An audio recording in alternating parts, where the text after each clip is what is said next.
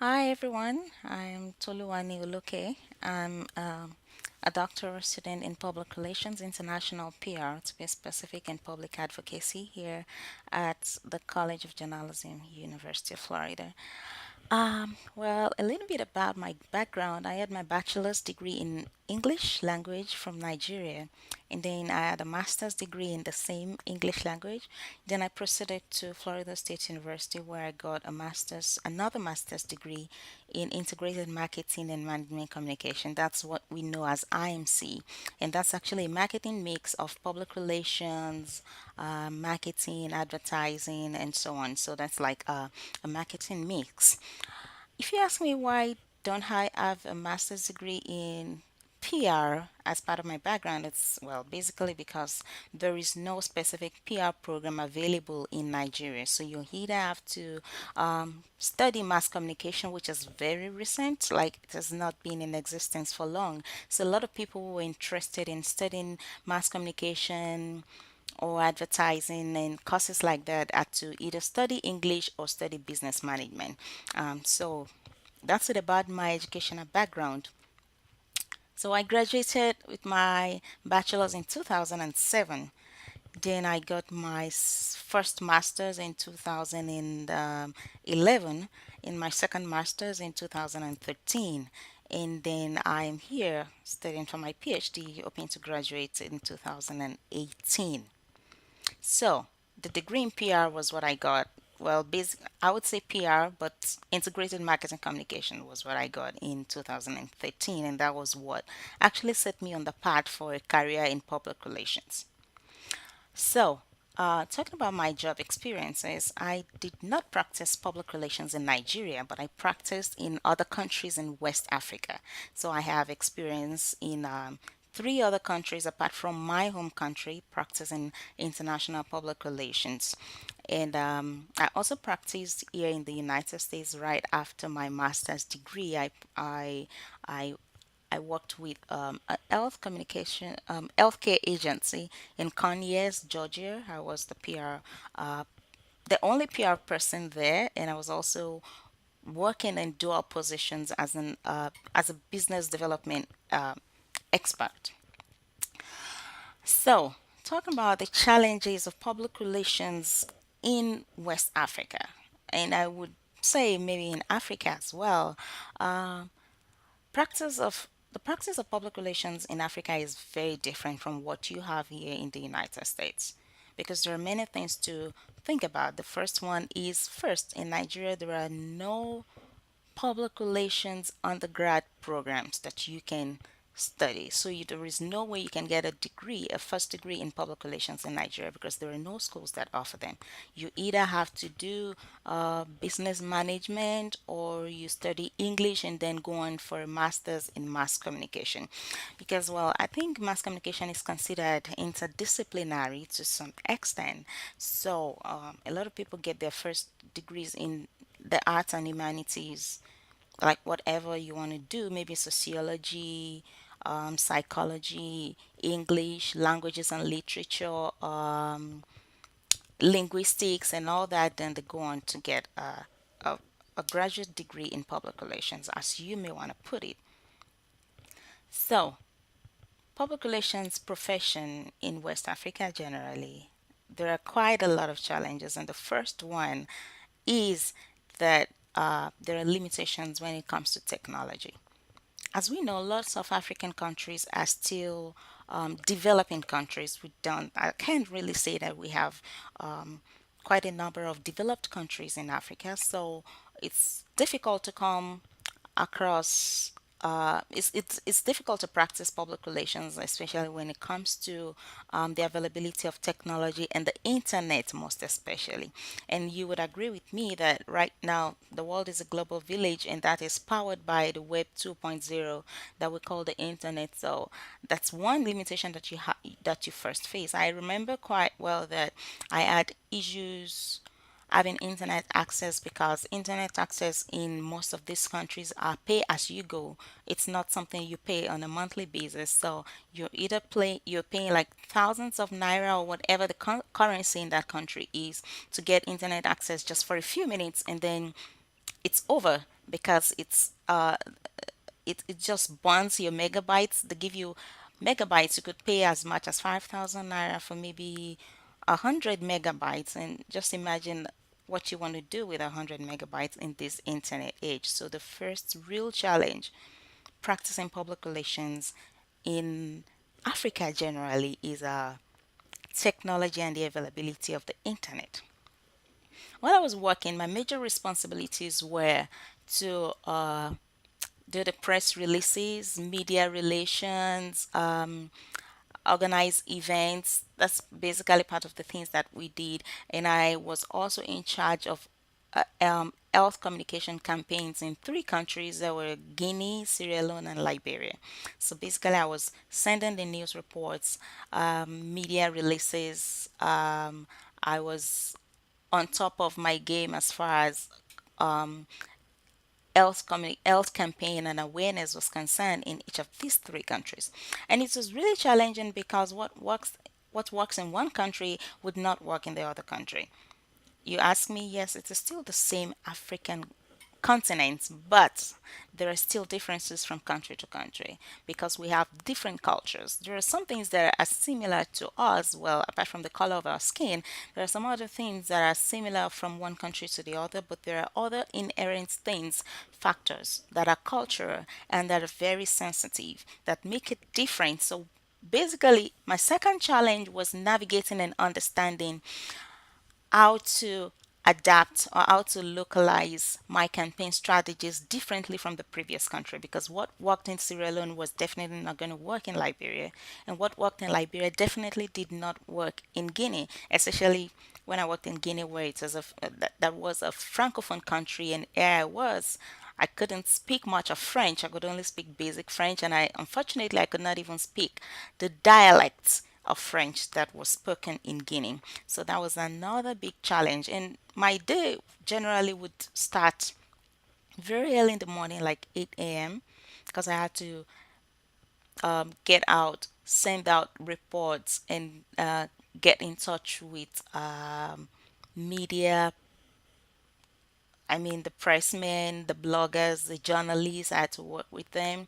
I had to hold meetings in my office, and at the end of the day, we have to get reports from different of each of our from each of our stations. When I say stations, I mean Liberia, Guinea, and Sierra Leone, where I was in charge of. I was overseeing these three countries, so I had to get reports. Travel sometimes unexpectedly because that was part of my job, and every night I have to send my daily reports to the headquarters in Ethiopia. That was the headquarters of the company I worked for. I worked for African Union Commission.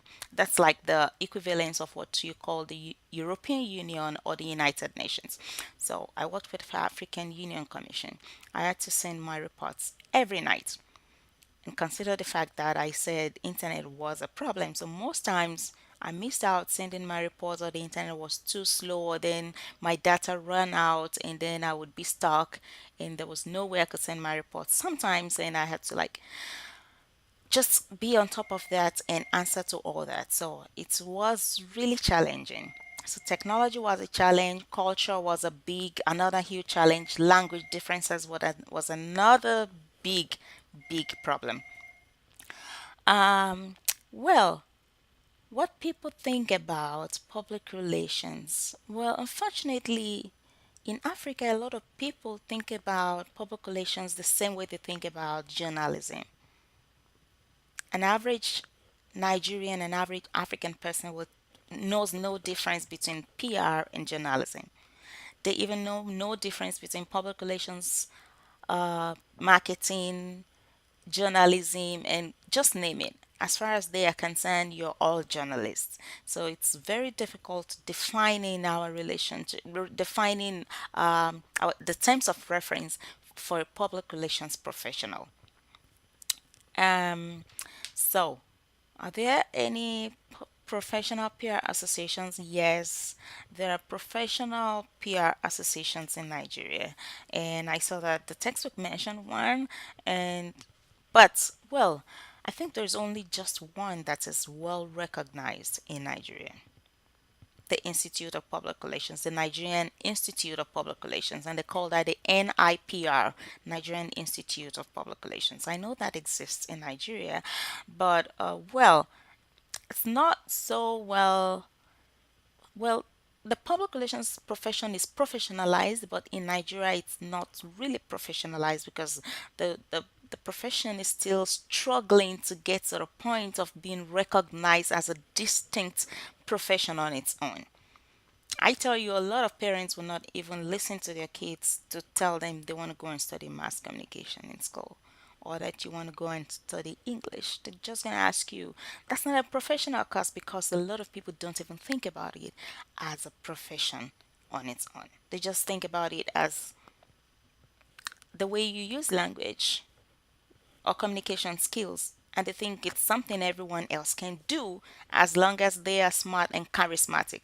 That's the way a lot of people see public relations. They do not understand that there is a lot more that goes into the practice of public relations beyond just being charismatic or just having communication skills and good speaking skills and good writing skills. There are lots and lots to public relations beyond all that. So, well, the Professional PR Association in Nigeria is struggling really hard. They're not just struggling for international recognition, they're even struggling for national recognitions to start with. So that's a big problem there. It's a big challenge. Now, PR practice in Nigeria or in Africa is very different from the practice in the United States because there are certain things you need to take note of when you're doing public relations practice in Africa. The first thing is this. I no, I'm not saying this now to put the African continent down, but the first thing you should look forward to if you want to practice public relations in Africa is that you will be having a lot of challenges with technology. Yeah, technology as far as talking about internet, availability of power supply. Yes, that's one common problem to almost all African countries. There is the problem of erratic power supply. So you may have electricity in the morning for just a few hours, and then throughout the day you don't have it. So you have to run on generators to run your computers and to run everything. So you just stay grounded sometimes because then you can't even turn on a computer. You can't even charge your laptop because there's no light, except if you have a lot of money to keep fueling your generators and all that. So there is that problem that we all have to deal with, and it's really slowed things down, especially when I was working in with African Union in these three countries. There was hardly there was hardly electricity. So the problem was there. Then the other thing is the issue of politics. It's a very sensitive area because I remember clearly that while I was working in Liberia, to be specific, most times I had to deal with convincing the people that what I was doing wasn't propaganda, wasn't related to any political party or to anybody in particular that was in power. I It was very difficult. So you have to be able to gain the trust of the people first to start with, that you're not affiliated with any political power, except if you are in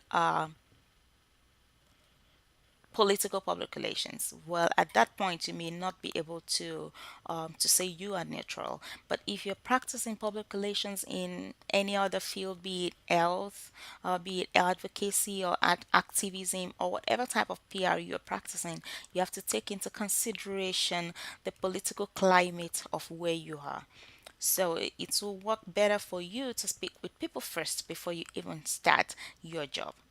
Try to feel the pulse of people around you. One of the things I did was I always got on the local buses and I spoke with people just to feel their pulse and to know what they're thinking so that I know better how to strategize as far as my messaging strategy was concerned. Even though it was a health crisis situation at that time, still the political tension in this country has affected a lot of things. And there are also some culturally sensitive topics and issues that you have to tread carefully when you are practicing public relations in Nigeria. Africans generally we take issues that relate with religion very seriously. So anything that will touch on religion or our traditions, if it's something you have to talk about, then you have to consider framing techniques. You have to be able to frame your message very well and very carefully to avoid lots of things. There were several times that I was in the danger of being mobbed simply because I sent out certain health precaution messages. We call them IPC protocols, like infection prevention and control protocols that I had to send out to people. And it had to touch on certain religious practices that people had to stop because it was a health crisis situation. And I was in charge of crisis communication for that. That was during the Ebola outbreak, and I was actually at risk of being mobbed. I remember that there was a time that I could not fly to the airport because they were waiting for me and my team to mob us. So we had to drive from one country to the other. You don't want to imagine how stressful that was, considering the fact that the roads are bad, the road networks are very poor and terrible, and that's one of the problems we also have in most African countries, infrastructure. So movement is really difficult. It just makes everything complicated. Here in the United States, if you can get somewhere, you can still get there virtually using the internet, right? In Africa, if you can get somewhere physically, it is even difficult to get there virtually because the internet is not there, the technology is not there, the infrastructures are not there. And when you try to even go physically, then there's a problem of the bad roads and all that. So that's the three main things that make it that make a lot of difference when you talk about the practice of public relations in Africa versus the United States. First, technology. Secondly, political climate. Because, well, it's most African countries are democratic, but not really democratic. It's not what you have in the US. Um, and then sensitive cultural topics that you have to be careful about, and then infrastructure. So those are, I think, that makes it four things that you have to like take cognizance of when you are going to practice public relations in African countries. So, and those are the things I would say you should take into account if you're going to practice PR. Like, consider all of that. So, well, as far as the textbook is concerned, I quite agree with almost everything that was said in the textbook, except that some information are a little bit outdated. I don't think the textbook expatiated a lot on the National Institute of Public Relations and what they have been doing. So that would be another way to look at it. And there wasn't a lot of focus on the public relations, on the professional public relations associations in different countries in Africa, especially talking about Nigeria, countries like Nigeria, um, South Africa, Kenya, Ghana. These are like countries that are popular and are making waves as far as pushing the frontiers of professionalization of public relations in Africa. So um, I have reservations for that part of it that the textbook did not really touch on. So, apart from that, everything else, talking about the history and the development of public relations in Africa, I think basically all has been said in the textbook assigned in this class. So, well, I think I've touched on every question that Mila has for me here, and thank you for having me in your international PR class. And if for any reason or by chance you need to practice public relations in any part of Africa, especially West Africa, you can always talk to me.